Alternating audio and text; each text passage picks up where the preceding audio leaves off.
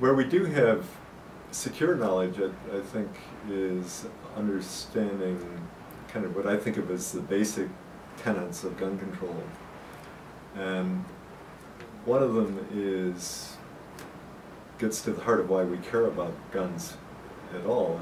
And you know, since assaults can be committed with knives, or they can be committed with bombs, or with bare fists, box cutters.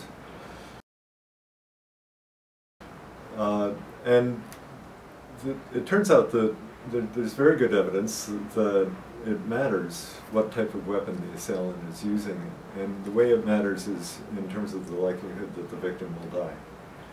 So what the public health people call the case fatality rate is much higher if the given attack occurs with a gun than if it is with a knife or with bare fists or any other ordinarily available weapon.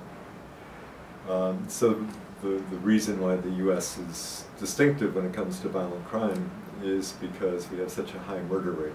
It's not necessarily because we have such a high violent crime rate. On that, we're much more comparable.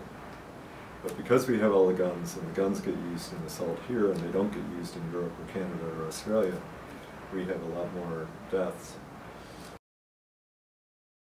The other basic tenet is the choice of weapon in assaults and robberies and so forth is very much influenced by the prevalence of gun ownership. And so if you compare the different jurisdictions around the U.S., compare Boston to Phoenix. In Boston, where maybe 10% of the homes at most have a gun, in Phoenix 50% of them have guns.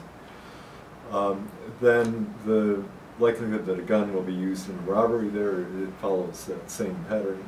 The likelihood that a teenager walking down the street is carrying a gun in his pocket is much more in Phoenix than it is in Boston, and so forth.